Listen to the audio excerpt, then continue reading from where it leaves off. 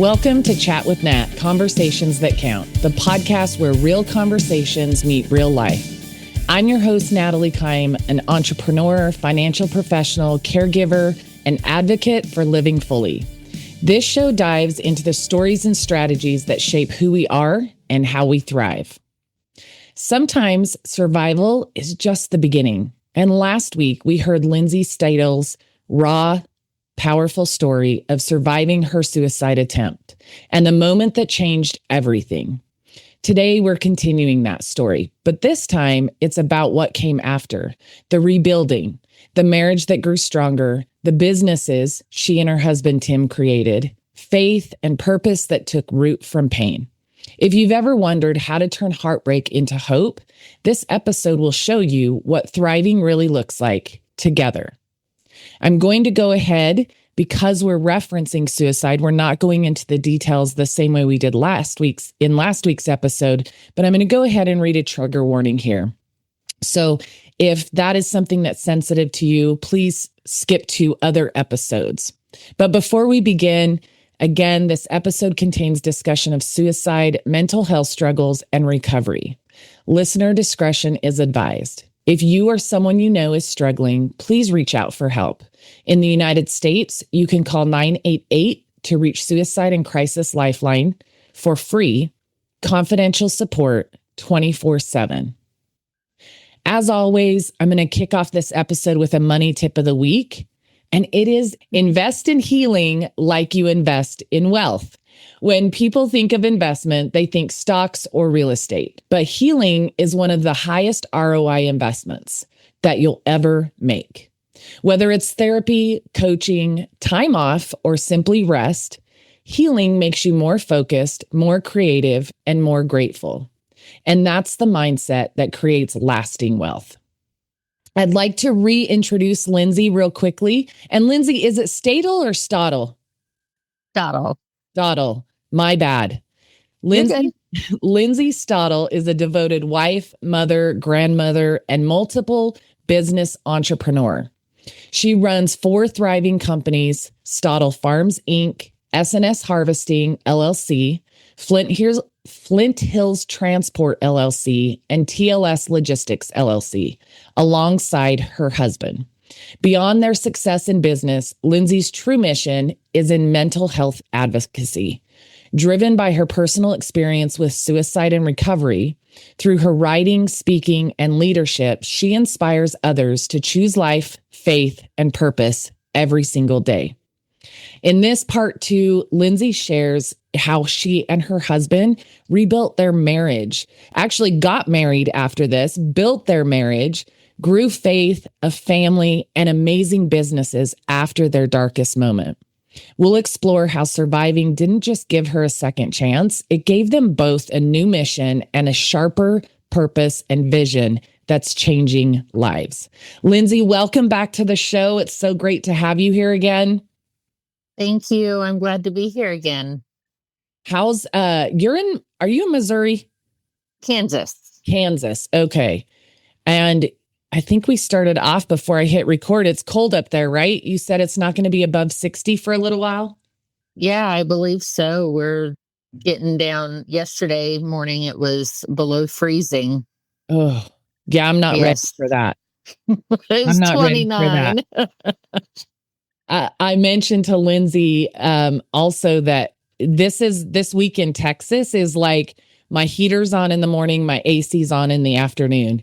And it's the weirdest thing. I laugh at myself every time I switch it over. But with my parents living with me, I want to keep them comfortable. So we do what we have to do. Absolutely. Well, Lindsay, I want to jump into this episode now, and I'm really excited for people to hear what you and Tim have created.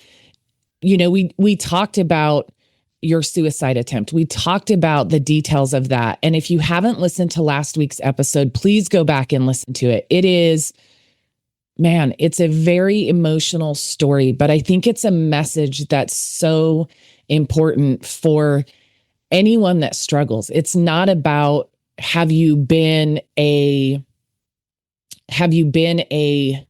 suicide survivor? Have you experienced suicide in your family? Have you experienced that that depth of struggle and darkness in your life. It's about if you have struggled at all and the path and the purpose in moving forward from that. And it's different for every single one of us. But Lindsay, your story is just beautiful at every level. And so I want to start by asking, what did rebuilding look like for you and your husband? I know you got married after this. You were dating before, kind of off and on, and it was exclusive. You guys ended up getting married and you built a beautiful family, which we kind of wrapped up last week's episode with. What did it look like from there? What was that? What were some of those steps you took, some of that process in moving toward starting business together?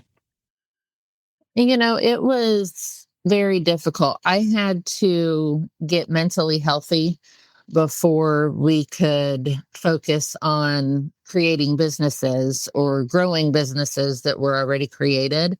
Yeah. And I also had to get my bonus son's trust back because I had hurt them so bad prior to my incident, and they really did not trust me. And so it was a very long process of showing up, proving that I was here to stay. And, eventually I was able to win their trust back. And even though they say, "Oh no, you're not my stepmom, you're my friend," because I was friends with them before I was their stepmom. Yeah. But, those boys would, do anything for me.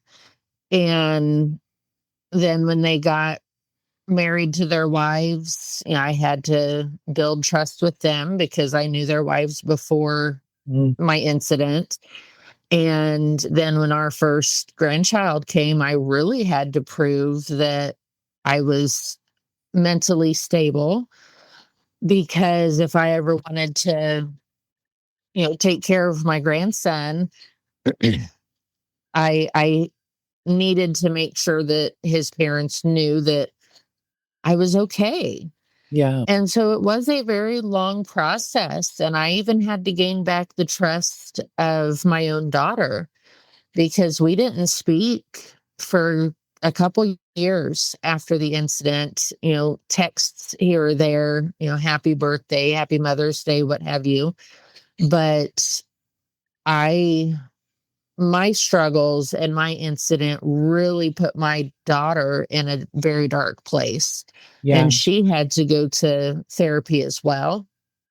And so having the couple years where we were really separated and dealing with our own demons really made it so much nicer, because now she works alongside me in the office every single day. I love that. And so now all four of our kids, my two bonus sons, my daughter, and my son, we all work together just about every single day in some aspect. And there's not very many people that can say that they work with their kids every day or they work with their husband every day.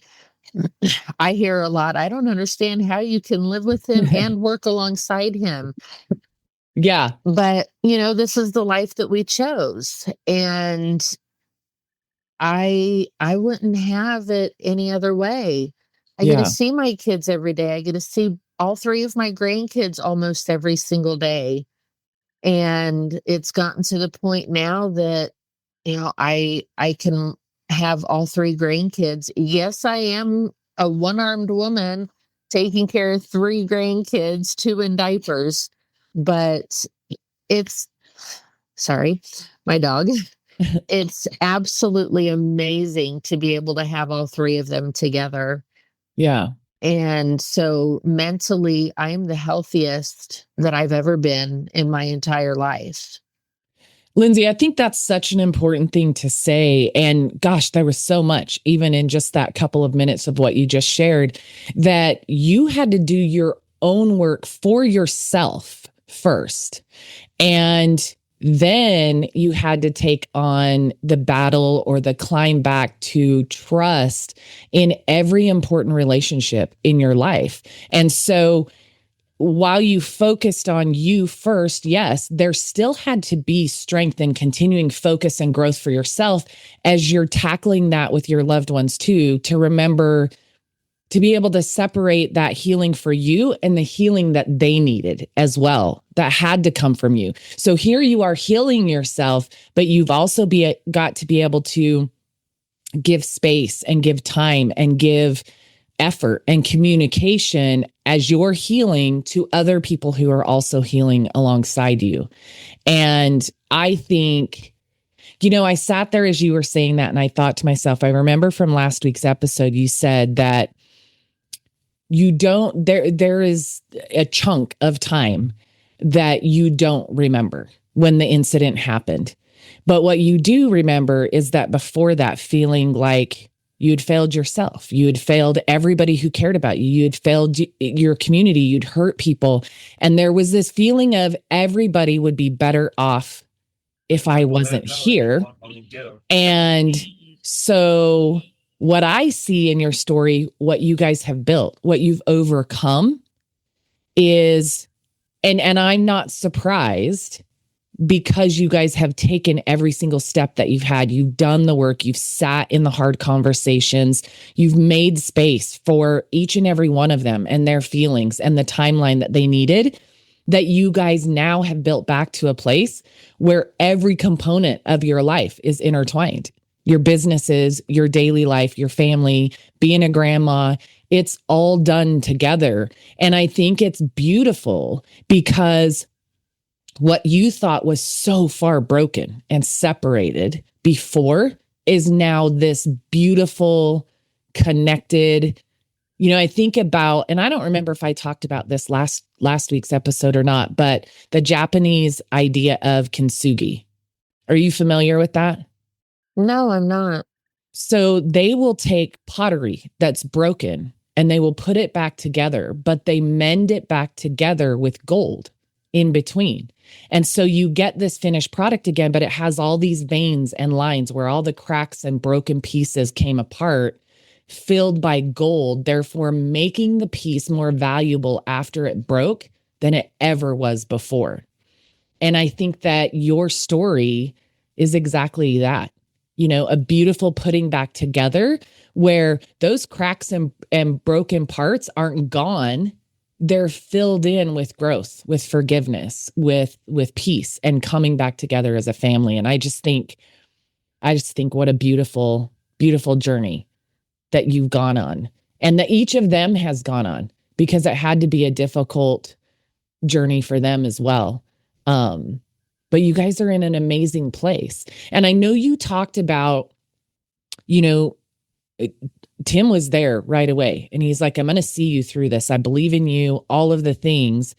And what was that piece like? Because even though he loved you and he knew that he wanted to be with you and he wanted to walk this path with you, it had to be a big journey for him as well.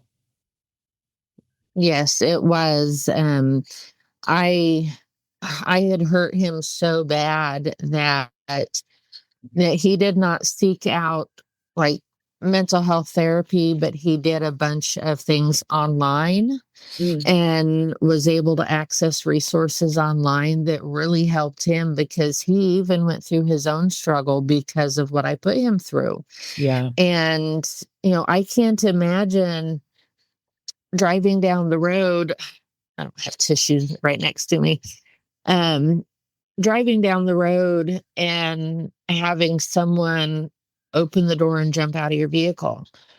Yeah. And then having to turn around and go, pick them up off of the gravel road, bloody, torn apart, put them in your truck, take them back to the house and call 911. I can't imagine how hard that must have been for him. And there are things that we still don't talk about. One of them was that incident, because what he went through, and what I went through, he remembers both. Mm. And I don't remember either. Yeah. And it's one of those things that I don't know that I want to remember. My brain has blocked it out for a reason. Yeah.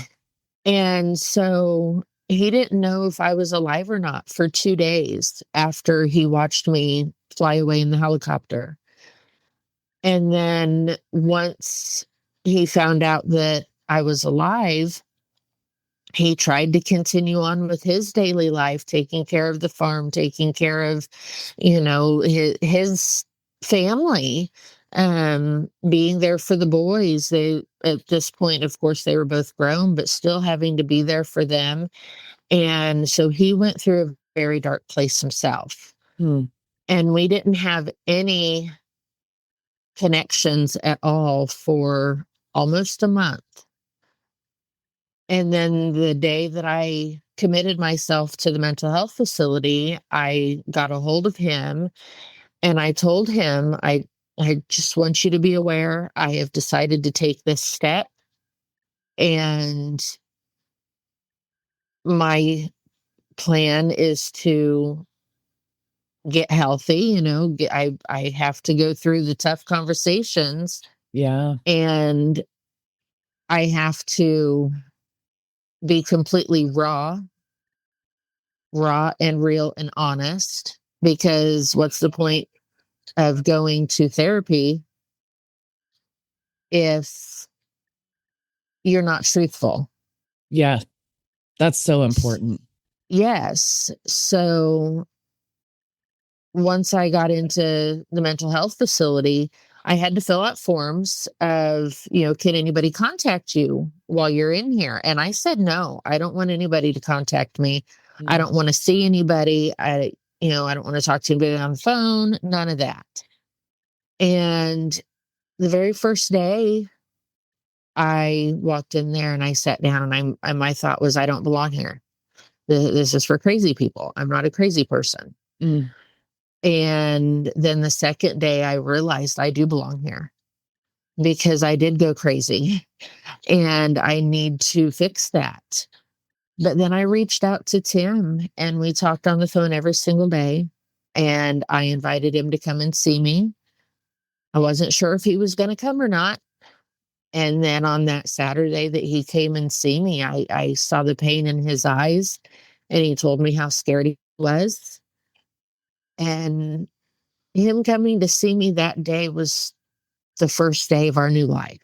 Mm. Because after that, we may not have been together every day because, well, even after we became an item, he had work in other states that he had to take care of. So since that day, I mean, we've been together ever since.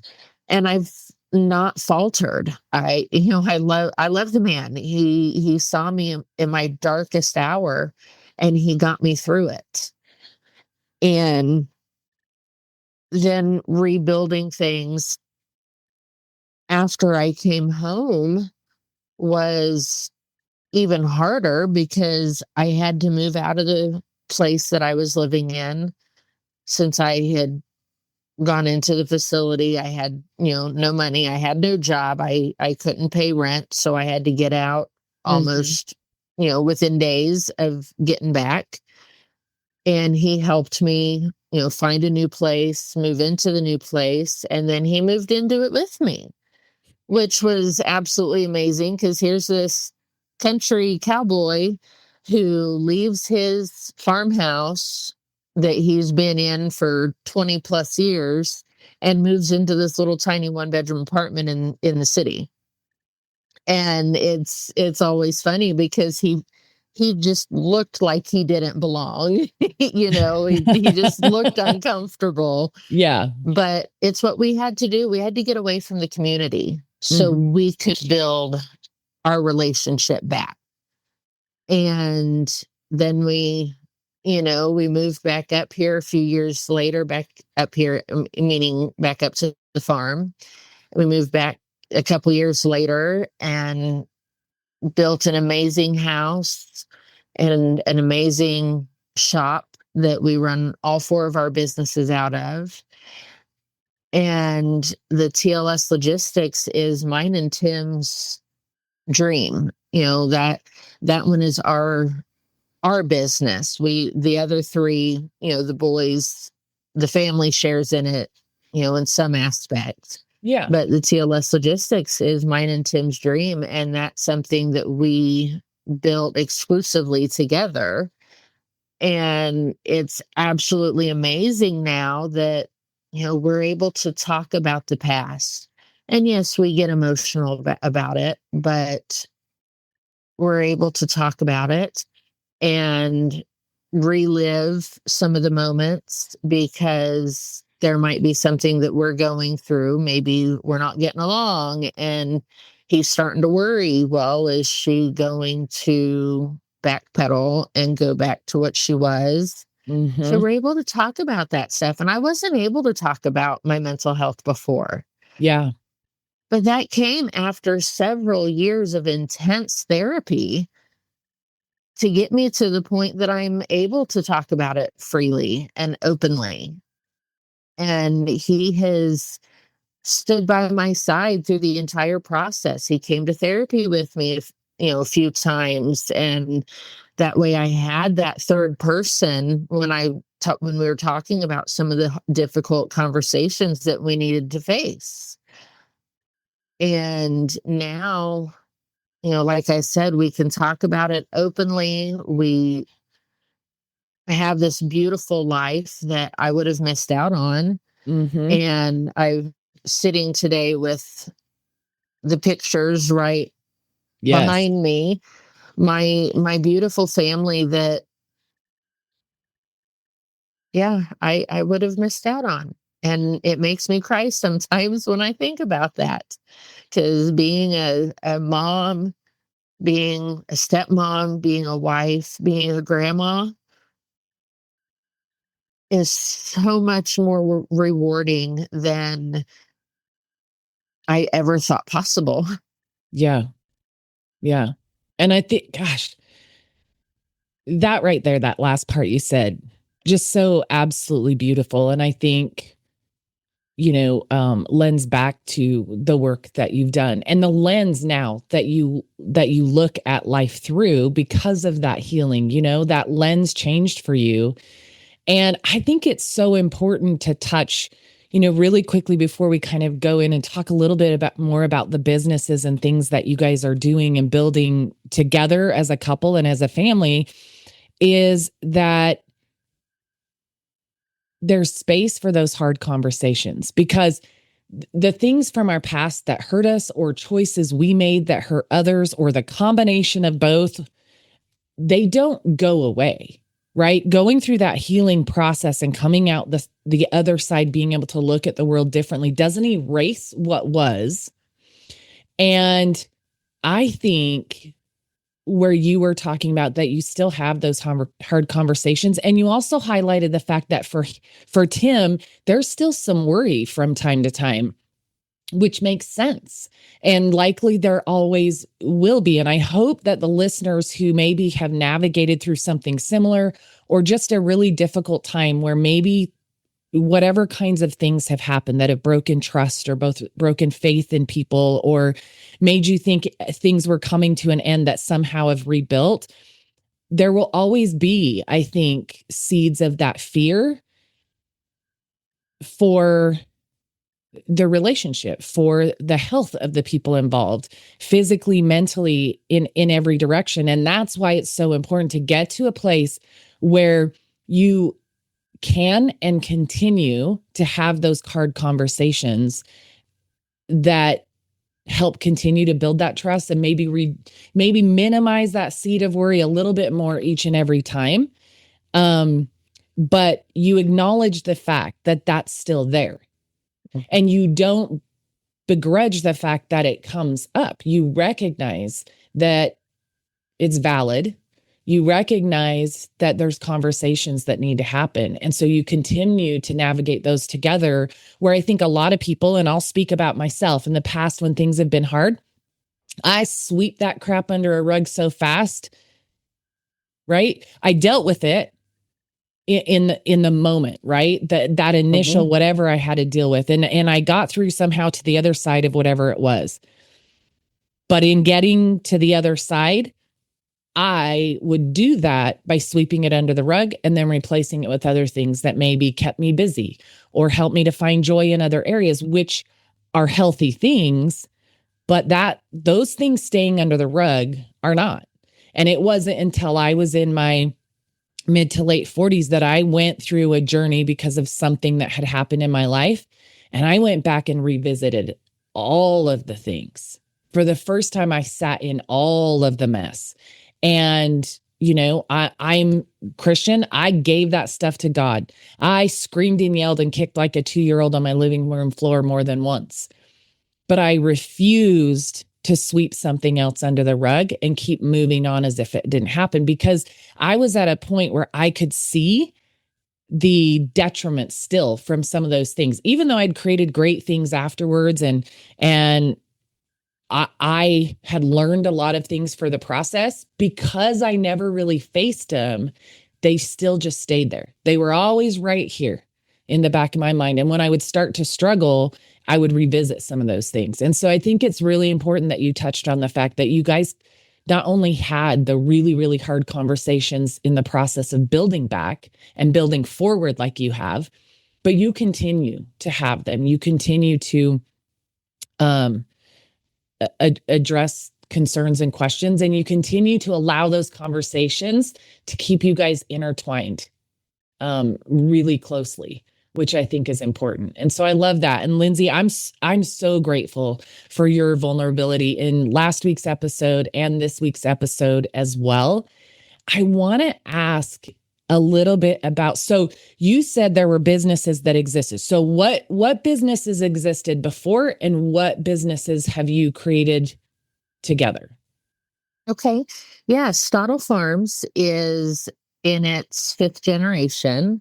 Mm, Yes. So my husband is a third generation, and the boys, work right there for the farm every day. We can hold, or we feed up to, I think it's like 2,000, or can feed up to 2,000 head of cattle in the feedlots that we have.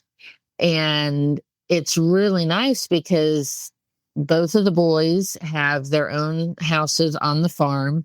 So does my mother-in-law. And I never thought I would like to be a farm girl, but yeah. I absolutely love it. I'll get right out there with them, sorting cattle or medications or anything. And I absolutely love being on the farm, working on the farm with them. And the S Harvesting, that was around before me as well. Tim had started that with another gentleman that he knew, and that's the silage business. And in that business, I would drive a truck, like a big moving type truck, but the trailer um, on the top is open. And I would drive right next to the silage chopper in the middle of the field as it's chopping up the corn and it's going into the back of my truck. And then I'd take it to wherever the farmer wanted it, dropped off at. And that is an absolute blast. It can get boring because you can be in a truck by yourself for 12, 14 hours every day Yeah. when you're doing this. But it's so neat because every single time you come back to the field, there's something different.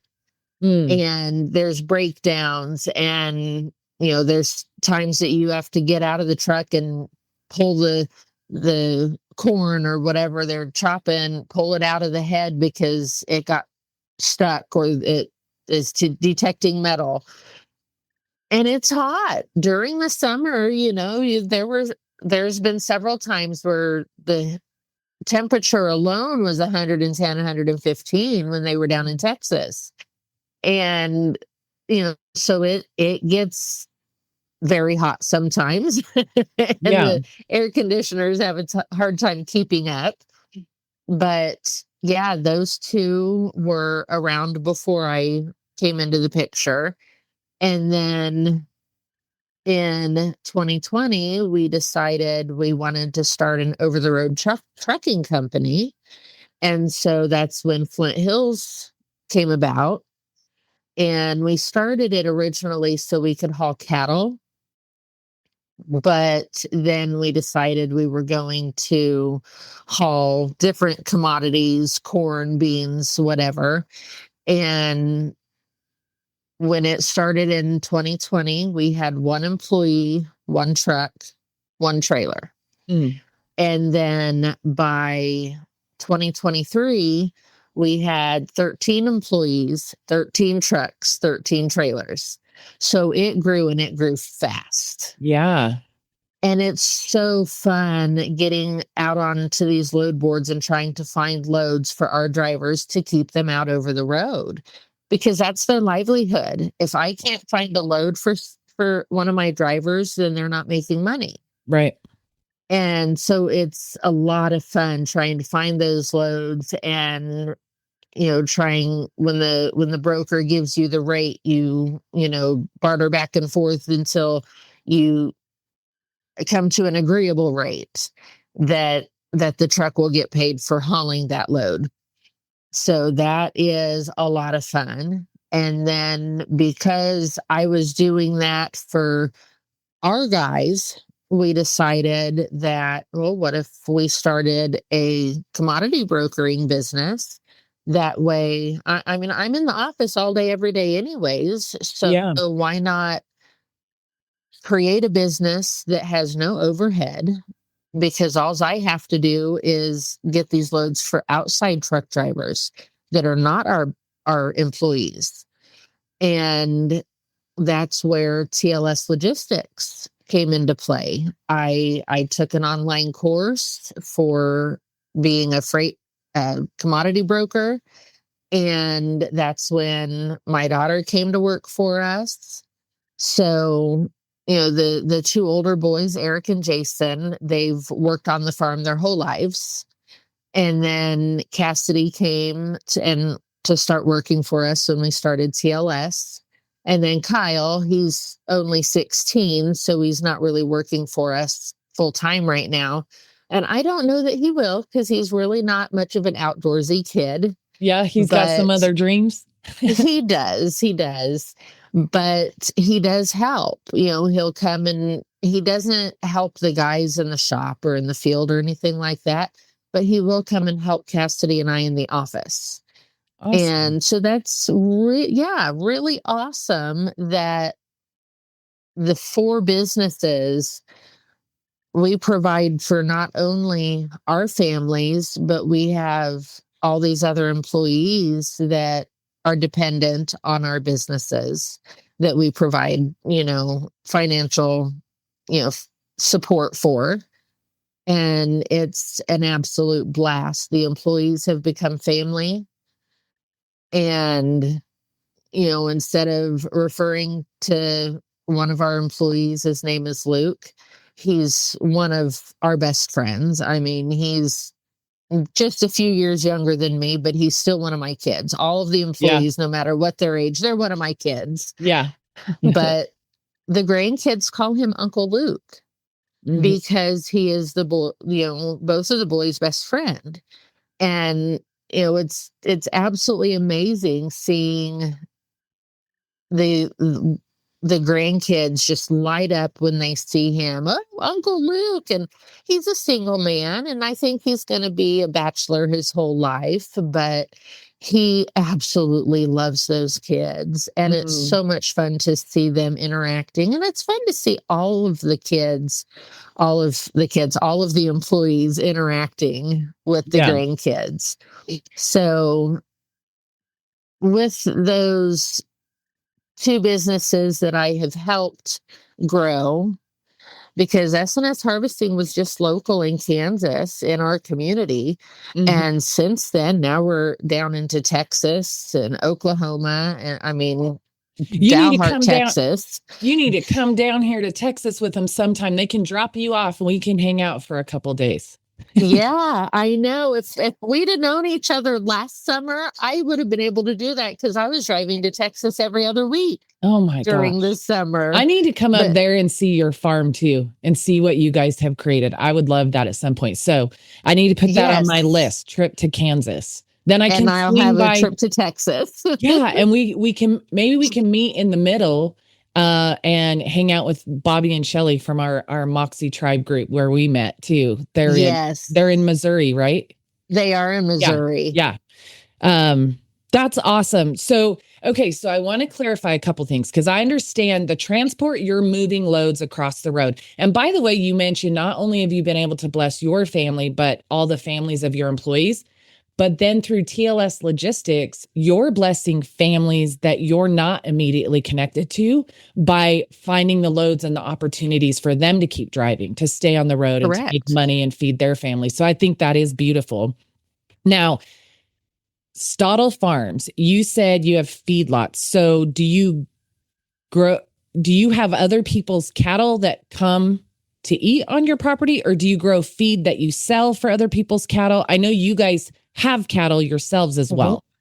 So Yes. tell me a little bit more about Stadel Farms. And then also on the S Harvesting, we'll jump to that one next. Okay. And yes and yes and yes. All three of your questions. We will go to sell barns and we'll buy calves that are between like 350 to 500 pounds. And we bring them home, and the feed that we grow is what we feed them. We also have several times had other like cattle buyers or farmers ship cattle to our feedlot so we can feed them. And then everything that we grow, we put into the cattle that we have. So with that, we grow the cattle till they're about 850 to 900 pounds, and then we ship them back to the sale barn and start over. And we have so many different lots on our feedlot that are different pens that we try to keep a bunch of cattle coming in and a bunch of cattle going out every single month. Okay. Yeah.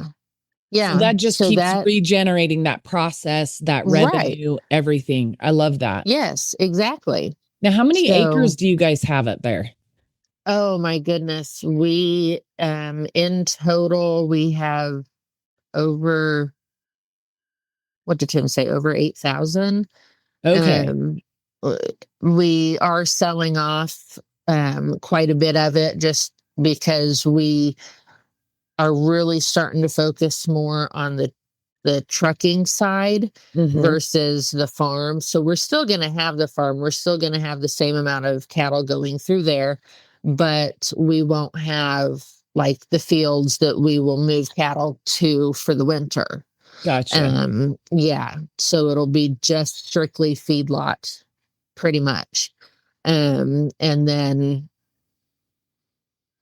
keep the, cattle rotating through the feedlot to help support, help finance the farm. Yeah. Okay. I was thinking, man, that they got to have a pretty big farm. More like a Yes. ranch. It sounds more like a ranch, but I don't know. A ranch is just something they call things in Texas. Yeah. Well, we call ours a farm and ranch. We've got 3 different feedlots. They're all within a couple miles from each other. But once you hit the road that we live on, once you hit that road, and anything after that for several miles is all ours. Okay. And both sides of the road for several miles on either side of the road. So yeah, and then we've got some pasture land that's not immediately at the farm, but it's several miles down the road, and we start again. Okay. So yeah, we're pretty spread out in our immediate area. Yeah, that's amazing. See, that's the stuff that some of my dreams are made of, because you were talking about how Tim was this country guy and he transplanted himself into the city for a couple of years with you and to build your relationship and all of that. And I'm thinking, every time just a couple weeks ago, I took a girlfriend of mine who turned 50 this year, and we did a little girls' staycation in Waco, Texas. And as we're driving through the little old downtown and the beautiful buildings and things, but it still just has that tiny little town feeling. And I'm like, man, there's a part of me that just dreams of this life. Like, and then there's the city girl. Yes. Like for me, I want to be out away from things where I feel like I'm in open space and I can have animals and grow things, whatever, not necessarily as a business, but I can just, I don't know, adventure in different, I want to rescue dogs. I want to have property and I want to rescue the dogs who, like, I want to be able to call the shelter and say, how many are on your euthanization list this week? Mm-hmm. Okay, I'm going to foster them. And we'll keep looking for homes and then rotate. So you guys rotate cattle, I'll rotate rescue dogs. But I'm also want to be close enough, like within an hour or two, where I could get to, and maybe y'all are where you're at, but ideally within an hour I could get, but as big as DFW's growing, it might have to be a 2-hour window, can get to the city when there's events. There's a concert I want to go to, or at Christmas I want to go to whatever thing they're doing at the ballet or whatever, or I want to go to get to an airport easily, all those kind of things, right? So I'm like that crossover, but I do have cowboy boots, cowgirl boots. Yeah, they haven't ever been in a field though, so I'm just saying. Yeah, we're only about a half an hour away from the closest city. Okay. Yeah. And so, and Manhattan's a decent sized city for our area. No big, we've got another about an hour away from the next biggest city. And then probably about 2.5 hours away from like the airport, Kansas City International Airport. So we're still in pretty good distance from, anywhere that we might want to go or anything we might want to do. Yeah, that's nice. So they're talking about expanding the little McKinney Airport up here by me. I live in McKinney, and there's all the pros and cons of that. People who love the idea, people who don't. But I think that expansion's going to happen, and I think, ooh, that opens up my window of how I could, we could move out further in the next couple of years and get some property and still be close to an airport. And then, Frisco, Texas is like its own little city, and they're building a Universal Studios kids theme park here. We've got neat. Yeah, the Cowboys practice facility. FC Dallas plays here. So it's like you really can do just about anything you'd want to. Like I rarely go to downtown Dallas, maybe once or twice a year. And it's usually if I have somebody in town that wants to go see something that's down there, right? So I think there's that opportunity. But okay, you said, so you guys are close to Manhattan, Kansas. What college is there again? Kansas State University Wildcats. K-State. I'm going to do a little shout out. I don't even know if she listens to my podcast. She should, because she's my friend. But I have a friend, Amy McClanahan, who went to K-State. And until recently, we would always watch the UT K-State game every year. But now they're in different divisions or whatever conferences. So I don't know if they'll play each other again, but she went to K-State. She's a huge K-State fan. She goes up there, I think at least once a year for a game. She lives down here by Fort Worth, but anyway, shout out Amy and K-State. She'll love that. But that's awesome. I knew you were in Kansas, and like I've driven through Kansas, a small part of Kansas is all I'll say, but I hadn't really asked you to kind of correlate where in Kansas you are, but now I know. You said Manhattan. I'm like, hey, I know Manhattan. Yes. And not New York. We're also close to the Kansas City Chiefs. Okay. So yeah, we've got Chiefs fans. Yes, Nice. and Steelers. But yeah, we've got K-State Wildcats that's close to us. We've got the KU Jayhawks, and then the Kansas City Chiefs. So yeah, we've got several teams that are closer to us. Yeah. So you're really, look, you're living your amazing dream life on this with 8,000 acres and all these businesses. And just listening to the story, I'm like, oh, they're out in the middle of nowhere, but really you're not. You're not Right. that far from other things. And so, look, there's evidence you can have both. Whatever you want your life to look like, you can have both. I love that. I have some good friends from Kansas that live down here, and they're Chiefs fans, huge Chiefs fans. Of course, I'm a Cowboys fan. Yeah. The ever waiting for the next championship team, America's team.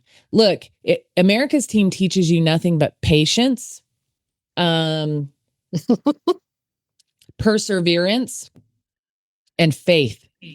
Teaches you faith. You have to have faith to be a Cowboys fan. I'll be honest. I love them to death, but man, oh man. Anyway, okay. So I love that. Now, S&S Harvesting, I want to touch on real quick, and then I want to shift to some of the other work you're starting to do in telling your story. Okay. I want to spotlight that as the last part of the episode today. But S&S Harvesting. So am I understanding what you guys do is you go to other farms all over the place and you harvest their crops for them? Then, Yes. excuse me. And then so when you harvest those crops, you harvest them and leave them on that farm, or you also then transport them wherever they're going that they sell those crops, or both? Yeah. Both. Yes. So, imagine driving down the highway and you see a cornfield. And in the cornfield, you see this big, gigantic green piece of machinery. Mm-hmm. And it would either be a silage chopper, a John Deere silage chopper, or it could be a combine. Well, we can run both, but the silage business or the silage chopper is the one that we go all the way down, into Texas. And so, yeah, this big piece of machinery driving through the field, pulling the corn into its head, chopping it up real good, spitting it out into a semi, trailer. And then we take that to the farm, wherever the farm is, or the silo, or, pit, wherever they're storing their silage for the winter. And then they drop it off there, and then you go back to the field and do it again. Okay. Or, there's been a couple times where our guys have driven like 45, 50 miles to, the location that the farmer wants the corn, or the silage. So, and to put into perspective, we get paid like by the load, basically, by the ton. And one semi can hold like 25 tons Wow. of silage. And then we also get paid by the mile. So imagine 25 tons going down the road for 45 miles. Yeah. And, so that's a good chunk. Granted, you don't get as many loads in every day if you have to travel that far. Right. But yeah, when you've got 13 it's not 13. We usually only have like 7 trucks in the field. The other trucks are over the road. But when you have that many trucks in the field, the cutter is hardly ever sitting still. Yeah. Because if the cutter's sitting still, through. right. If the cutter's sitting still, then we're not making money. Right. Right. If the trucks are sitting still, then we're not making money. So yeah, we try to have enough trucks to keep rotating, so the cutter's never sitting still in the field. I love that.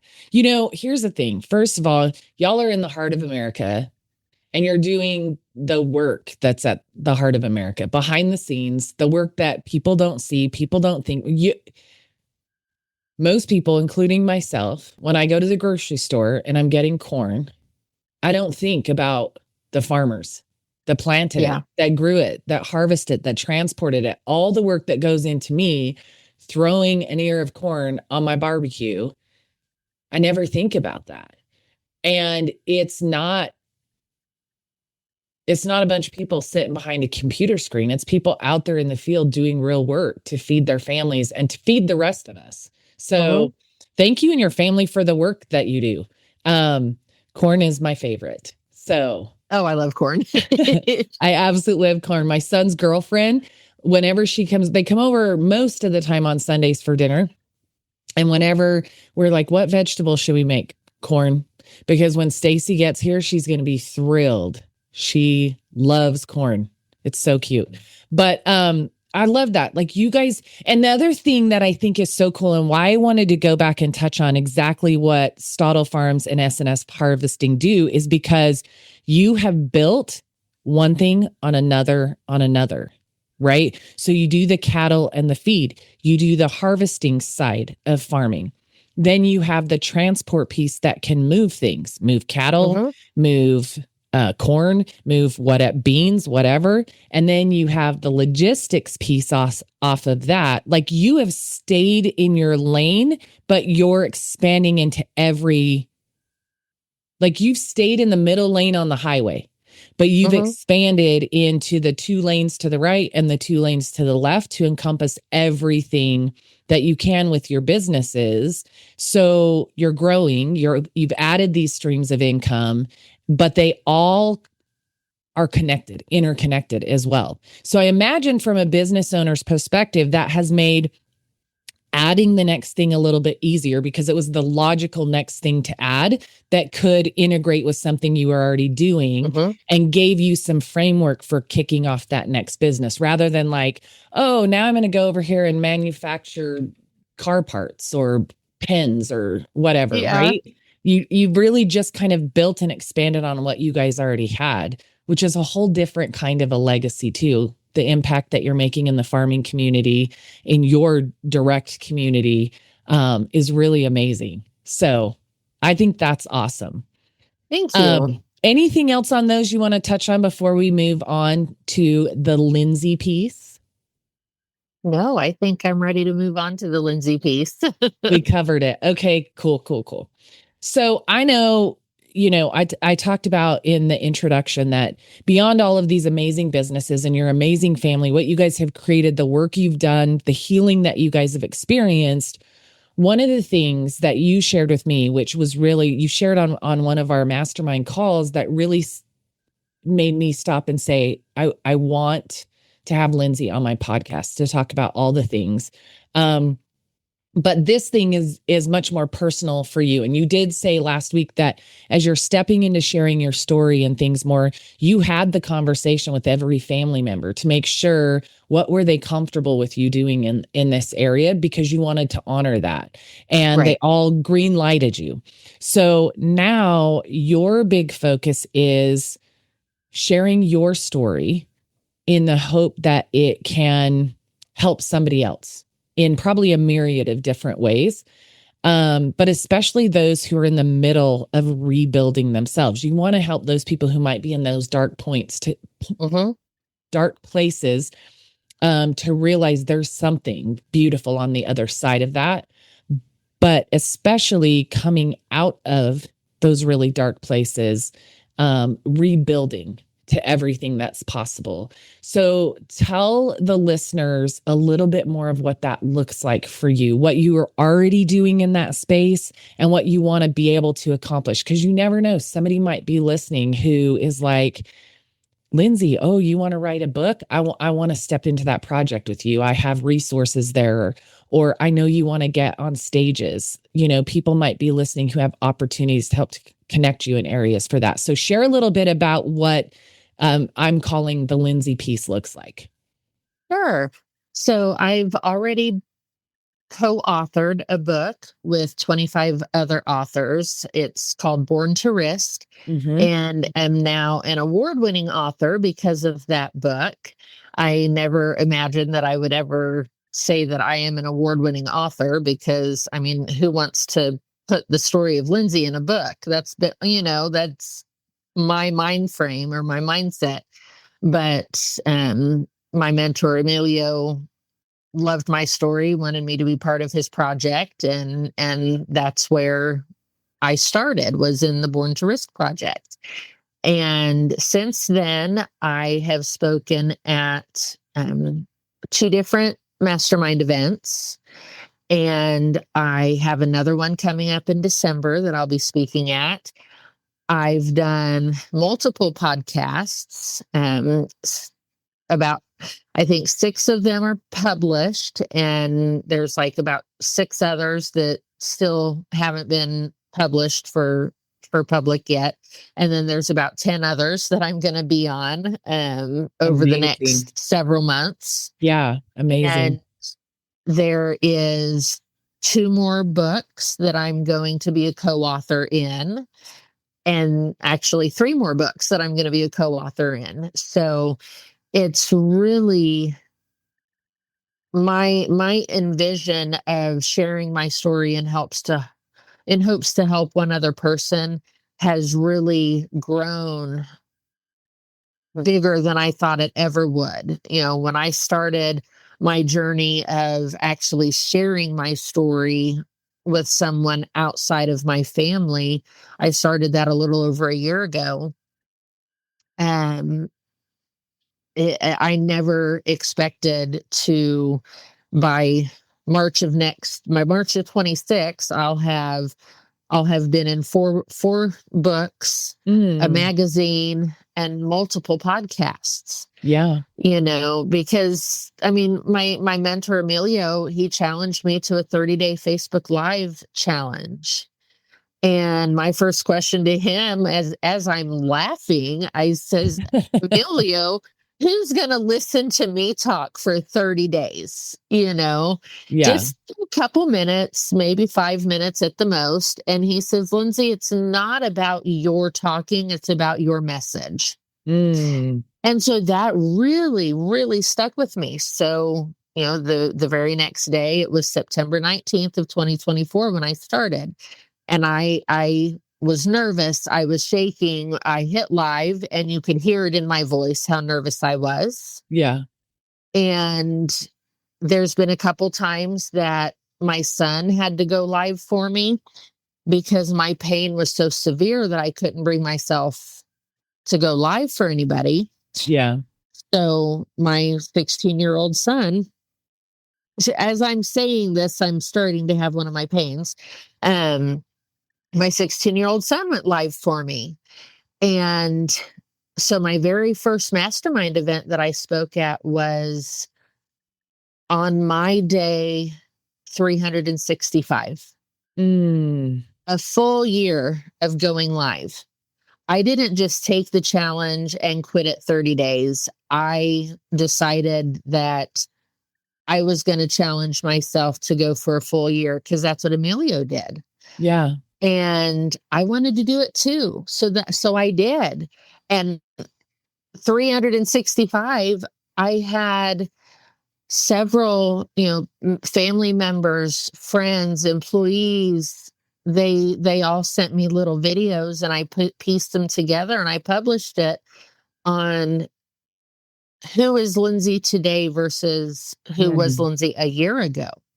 Because I wanted to know what people saw in me over the last year of doing these videos. Yeah. And so, excuse me. I published that on my social media sites, and then I also created.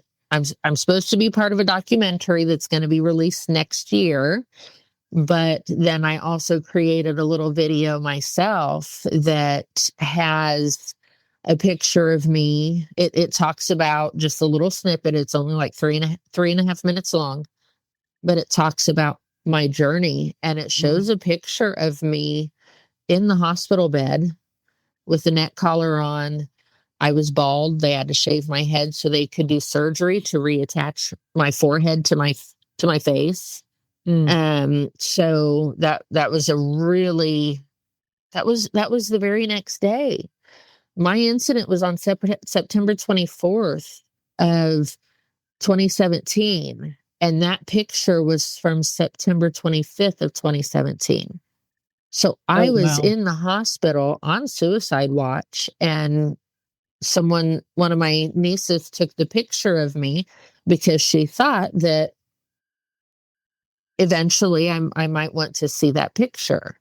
So I've got that posted on my website because I now have created myself a website. It's a work in progress. Yes. I am very, very much an amateur at website building, but I do have a very dear friend that I met through Moxie that is helping me with my website. And so please remember it's a work in progress. But yeah, I put that video on my website. I put pictures on my website of the day after. Well, the week before. I've got a picture of me the week before it happened, the day after it happened, and then some pictures since, because I wanted to show pictures of what has come since that happened. Yeah. So everything is really expanding. And then I decided, after hearing people, I had people come to me that they were very honest. And one gentleman said, I've never shared this with anyone before, but I was there too. And there's been several people that have messaged me and said, thank you so much for the topic of today. That really resonated with me because I was there too. And so someone asked me or said to me, you should consider going into coaching. I said, I'm not going to do coaching. I'm not a licensed therapist. I'm not a doctor. I don't have a, MD or any letters like that after my name. I'm just me. And one of them said, Lindsay, you have life experience, real life experience. And they said, Yep. I think that comes with more authority than having a piece of paper on the wall. Because unless you're in that deep, dark place, you're not going to understand it, no matter how many textbooks you read about it. Yeah. And so I did a lot of thinking and a lot of praying and decided just last week, actually it was just this past week, it was like Tuesday or Wednesday, one of those days, I decided that, well, I think I might give it a try. I was thinking, okay, well, I could be like an emotional support coach, but I want people to feel like they can come to me even if they don't need emotional support. Mm-hmm. So what I decided I was going to call myself was a breakthrough coach. I love it. I found my breakthrough by getting help and sharing my story. And I want to be that person for someone else.